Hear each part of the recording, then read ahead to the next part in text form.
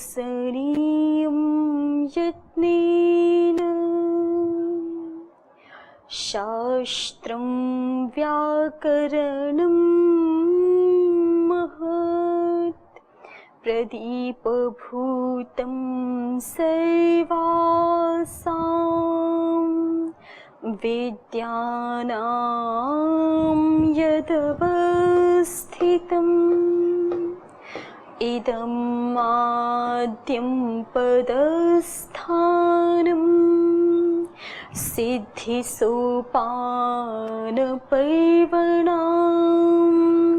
इयं सा मोक्षमाणानाम् अजिह्मा राजपद्धतिः रूपान्तरेण ते देवा विचरन्ति महीतले ये व्याकरणसंस्कार पवित्रितमुखा नराः।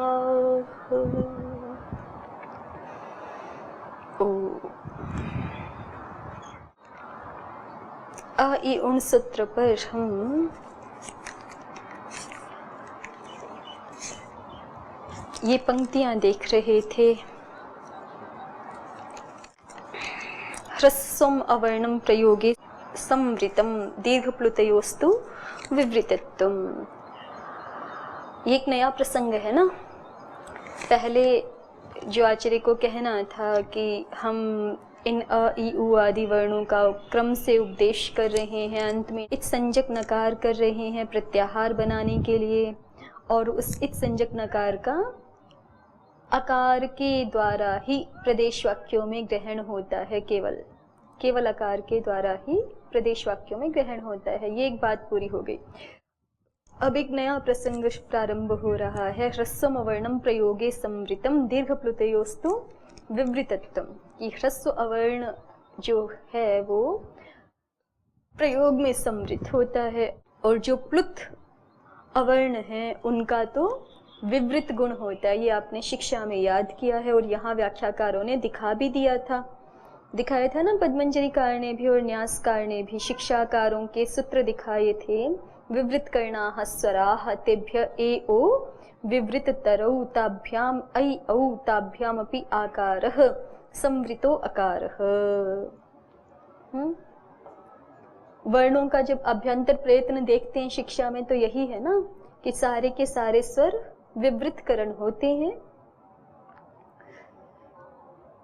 सारे स्वर विवृतकरण ही होते हैं, माने कंठ को खोल करके, कंठ का संकोच करके नहीं, कंठ को खोल करके स्वरों का उच्चारण होता है।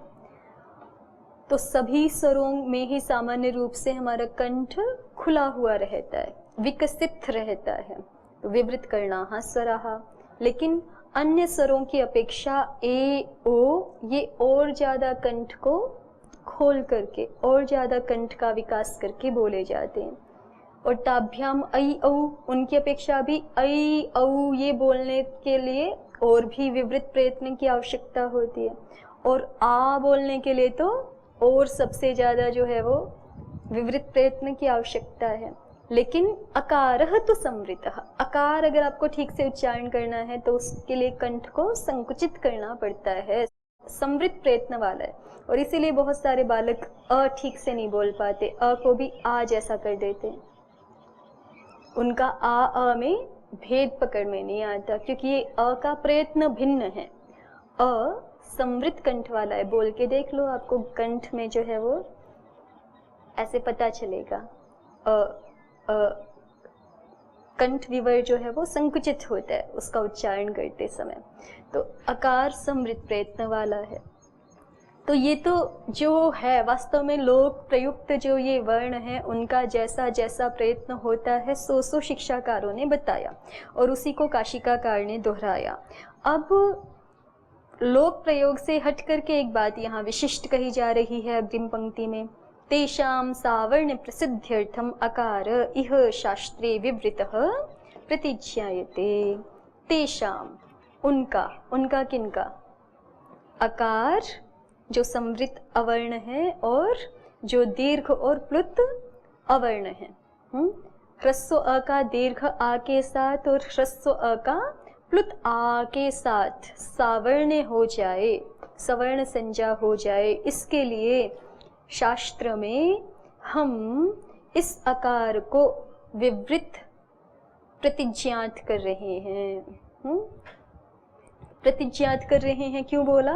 कि हम इसको मान रहे हैं। मानने से वैसा हो नहीं जाता है ना।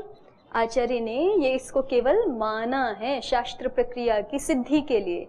शास्त्र के कार्य सिद्ध हो जाए, उनको जो भाषा के जिस स्वरूप पर पहुंचना है वो स्वरूप सिद्ध हो जाए, इतने मात्र के लिए शास्त्र प्रक्रिया को निष्पन्न करने के लिए आचार्य ह्रस्व अकार को भी कैसा मान लेंगे? विवृत। वैसे कैसा है? समृद्ध है। ठीक है, तो यद्यपि समृद्ध ही है, भाषा में हमेशा समृद्ध ही है, और उस वैसा ही शिक्षाकारों ने भी बताया है, वैसा ही महर्षि पाणिनि जी भी मानते हैं, लेकिन साथ में एक बात कह रहे हैं कि हम अपनी शास्त्र प्रक्रिया की सिद्धि के लिए क्या करेंगे? अकार को विवृत मान लेंगे। कौन सी शास्त्र प्रक्रिया की सिद्धि करनी है? तो कहा सावर्ण सिद्ध करना है। किसका सावर्ण? ह्रस्व अवर्ण का और दीर्घ और प्लुत अवर्ण का सावर्ण परस्पर सिद्ध हो जाए। ह्रस्व अवर्ण का दीर्घ अवर्ण के साथ और ह्रस्व अवर्ण का प्लुत अवर्ण के साथ। जो दीर्घ और प्लुत अवर्ण है उनका तो परस्पर सावर्ण सिद्ध हो ही जाएगा, क्योंकि दोनों विवृत करण है ना। किसके साथ नहीं हो पा रहा? ह्रस्व अवर्ण का दीर्घ अवर्ण के साथ नहीं हो पा रहा, और ह्रस्व अवर्ण का प्लुत अवर्ण के साथ नहीं सावर्ण सिद्ध हो पा रहा। वो भी हो सके उसके लिए आचार्य क्या कहते हैं कि हम अकार को शास्त्र प्रक्रिया, ये कल्पना है ना सारी, लेकिन उपेय तक पहुंचाने वाली कल्पना है। पीछे कहा था ना, प्रकृति प्रत्यय विभाग कल्पनया। तो इसी तरह से जो प्रतिज्ञा की जा रही है, मान लो ऐसा, जैसे गणित में मानते हैं ना आप कि मान लो ये x ये y, ऐसे ही प्रतिज्ञात शब्द का वही अर्थ है लगभग, कि आचार्य प्रतिज्ञा कर रहे हैं कि हमारे शास्त्र में इस आकार को क्या समझा जाए? केवल हमारे शास्त्र की प्रक्रिया के लिए, बाकी नहीं। ठीक है, अब बात ऐसी है कि अगर आचार्य ऐसा कह दें कि नहीं हम तो इसको विवृत मान रहे, सीधे सीधे कह दें, प्रतिज्ञात नहीं कर रहे, विवृत प्रतिज्ञा किया और फिर बस ऐसे ही छोड़ दें कि नहीं हमारे मत में तो ये प्रतिज्ञा ही है, तो आचार्य तो फिर इस शब्द शास्त्र के प्रामाणिक हैं, प्रमाण पुरुष हैं, तो फिर उनका एक मत बन जाएगा फिर ये कि महर्षि पाणिनि जी तो आकार को क्या मानते हैं? विवृत मानते हैं। फिर लोक में जो पाणिनीय मत के अनुयायी होंगे वो आकार को कैसा बोलने लगेंगे? फिर विवृत ही बोलने लगेंगे। लेकिन ये आचार्य को अभिष्ट नहीं है, इसलिए अग्रिम पंक्ति लिखते हैं कि तस्य प्रयोगार्थम अ इति शास्त्रांते प्रत्यापत्ति ही करिष्यते, कि हमें लोक में भी आकार का विवृत प्रयोग होने लग जाए, विवृत करण वाला आकार ही उच्चारण होने लग जाए, ऐसा नहीं चाहिए। समृद्ध प्रयत्न वाला ही आकार लोक भाषा में प्रयुक्त हो, ऐसा ही चाहिए। तो क्या करना पड़ेगा? जब आपने शुरू में, आचार्य कह रहे हैं कि जब हमने शुरू में अ इ उण सूत्र के अ को विवृत प्रतिज्ञात कर दिया, तो लेकिन वो किया किसके लिए है? शास्त्र प्रक्रिया के लिए ही किया है, सावर्ण आदि कार्य सिद्ध हो जाए इसके लिए किया है। तो तस्य प्रयोगार्थम, उस आकार के प्रयोग के लिए, माने लोक भाषा में समृद्ध आकार के ही प्रयोग के लिए अ इति शास्त्रांते प्रत्यापत्ति ही करिष्यते। अब ये जो अ सूत्र में कोई इसको अ भी बोलते हैं, कोई अ भी बोलते हैं। वो अ इसलिए बोल देते हैं कि इसमें एक अ जो है वो षष्ठ्यंत है, दूसरा अ जो है वो प्रथमांत है, और एक विवृत करण वाला अ है, एक समृद्ध करण वाला अ है ना। तो जो विवृत करण वाला अ है षष्ठ्यंत, उसको स्थानी बना रहे हैं, और जो समृद्ध करण वाला अ है उसको आदेश बना रहे हैं। ये विवृत प्रतिज्ञात जो अवर्ण था उसके स्थान पर समृद्ध अवर्ण आदेश हो जाए। ठीक है, तो हमने लोक प्रक्रिया निष्पन्न की, तो कहीं पर भी उस प्रक्रिया में फिर जो अंत में विवृत अप्राप्त हो रहा होगा अगर कहीं पर, वो कैसा हो जाएगा, प्रयोग के लिए फिर से संवृत हो जाएगा। सारे शास्त्र कार्य करने के बाद सबसे अंत में आचार्य ने क्या कहा है, विवृत प्रयत्न वाले अकार के अवर्ण के स्थान पर क्या आदेश हो जाए। इस सूत्र का अर्थ पता चल गया ना आपको, सूत्र का क्या, विवृत प्रयत्न वाले अवर्ण के स्थान पर संवृत प्रयत्न वाला अवर्ण आदेश हो जाता है। इसी को प्रत्यापत्ति ही कहते हैं। यहाँ एक शब्द प्रयोग कर रहे हैं ना, प्रत्यापत्ति ही। प्रत्यापत्ति माने पुनः स्वरूप प्राप्ति। आपत्ति ही कहो या प्राप्ति कहो, एक ही बात है। आपत्ति माने अपने स्वरूप में होना, आपत्ति माने प्राप्ति, ठीक है। और प्रति आपत्ति माने पुनः प्राप्ति। अपने स्वरूप से च्युत हो गया था, ह्रस्व अवर्ण का अपना स्वरूप है संवृत, वो आचार्य की प्रतिज्ञा के कारण से अपने स्वरूप से हटके क्या हो गया था, विवृत। अब उसको पुनः अपने स्वरूप में लौटाया जा रहा है सूत्र के द्वारा। तो इसी स्थिति को पुनः अपने स्वरूप में लौटाने को ही क्या कहते हैं, प्रत्यापत्ति ही।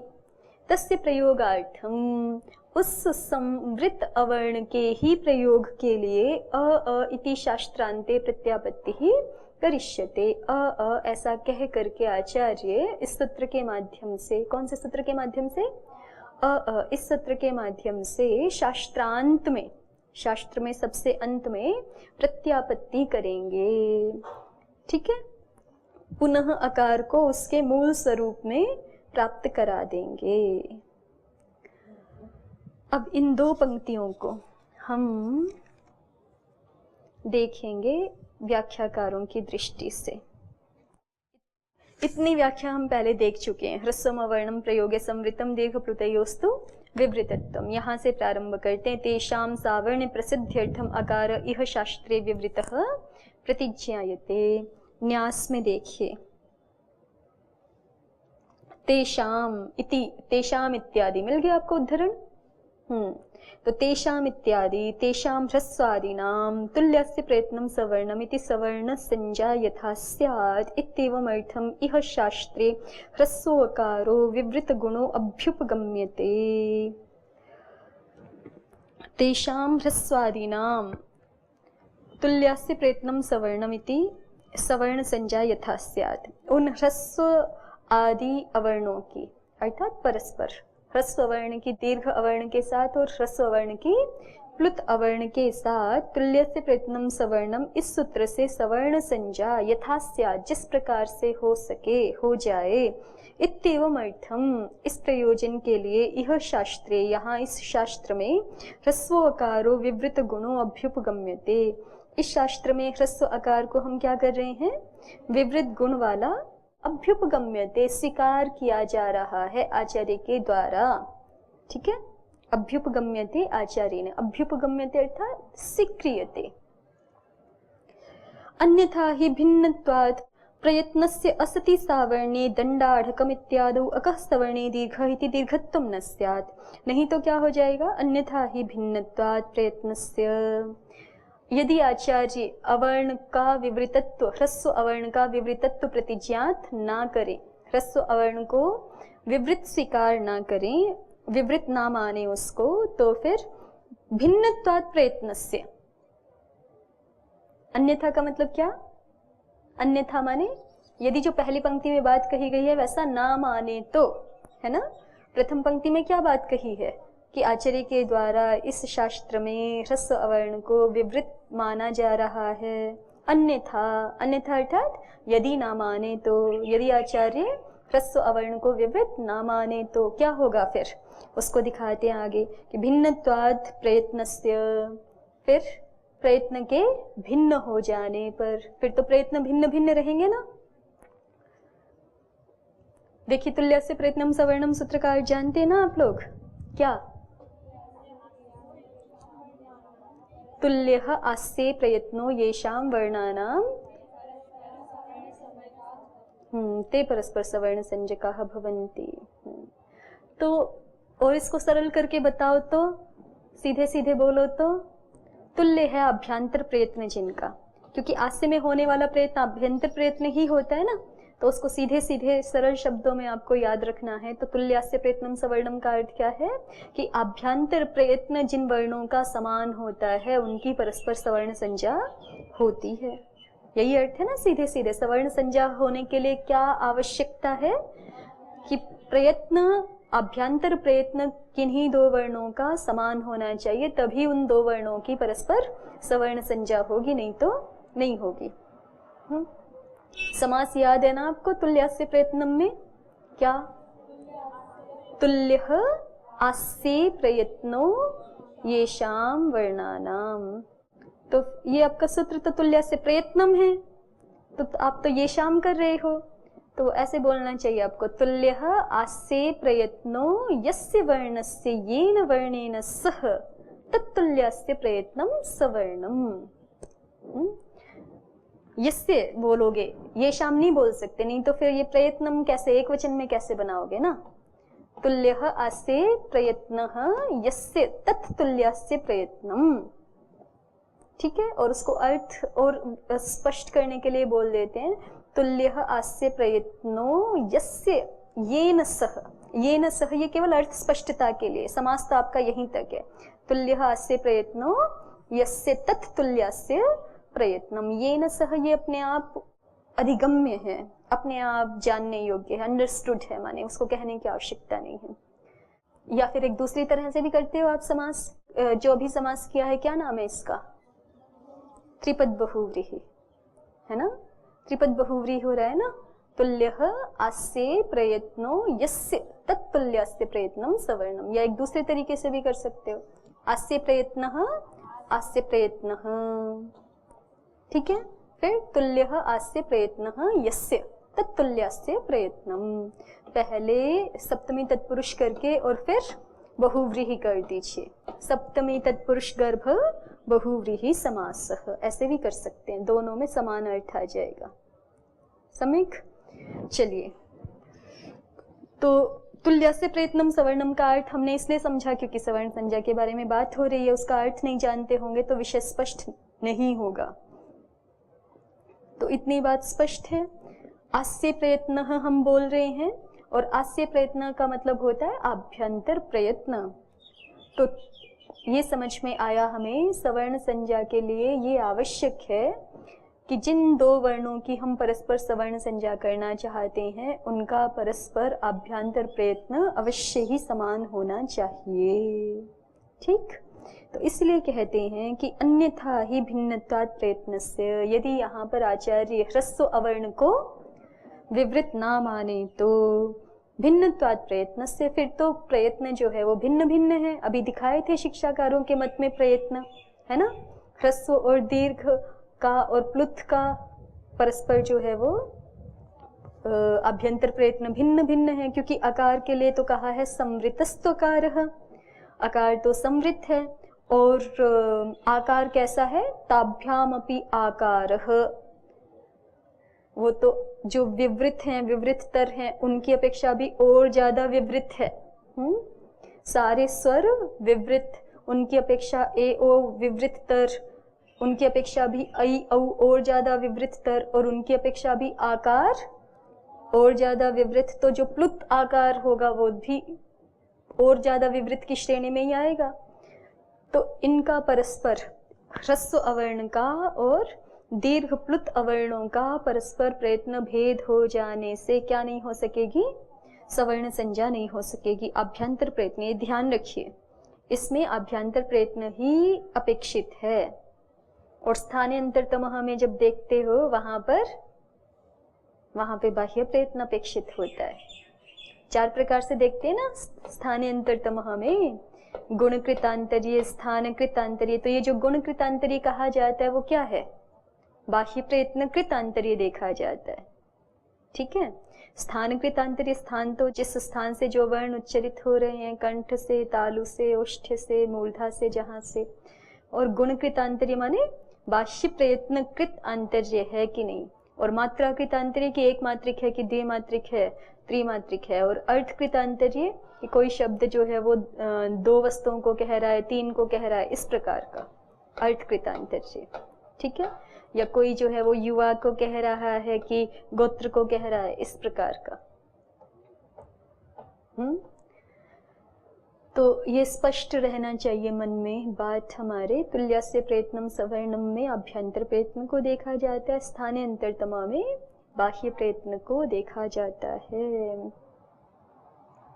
तो यदि आचार्य ह्रस्व अवर्ण को विवृत ना स्वीकार करें तो भिन्नत्वात् प्रयत्नस्य, अन्यथा ही भिन्नत्वात् प्रयत्नस्य, तो फिर प्रयत्न के भिन्न हो जाने से, किन के प्रयत्न के भिन्न हो जाने से? ह्रस्व अवर्ण और दीर्घ प्लुत अवर्णों के परस्पर प्रयत्न भेद हो जाने से असति सावर्णे, फिर सवर्ण संज्ञा नहीं हो सकेगी, परस्पर सावर्णे नहीं हो सकेगा, नहीं होगा तो दंड आढ़कम इत्यादि क सवर्णे दीर्घ इति दीर्घत्वम न स्यात्। फिर दंड आढ़कम आदि प्रयोगों में जो हमें सवर्ण अकः सवर्णे दीर्घ से दीर्घ चाहिए वो दीर्घ नहीं हो सकेगा। दंड शब्द है और आढ़क शब्द है, ठीक है, दंड और आढ़क शब्द है, वहां पे हमें अ और आ में संधि चाहिए ना, तो नहीं हो सकेगी अक सवर्णे दीर्घ। क्यों नहीं हो सकेगी? क्योंकि अक सवर्णे दीर्घ को क्या चाहिए? संहिता विषय में अक से उत्तर सवर्ण अच के परे रहते, तो अक तो मिल गया लेकिन सवर्ण अच परे नहीं है। अ का सवर्ण अच नहीं है ना, आ, यदि विवृत ना माने अ को, तो ह्रस्व अवर्ण को विवृत ना माने तो फिर अ का सवर्ण अच नहीं है आ, तो इसलिए संधि नहीं हो सकेगी।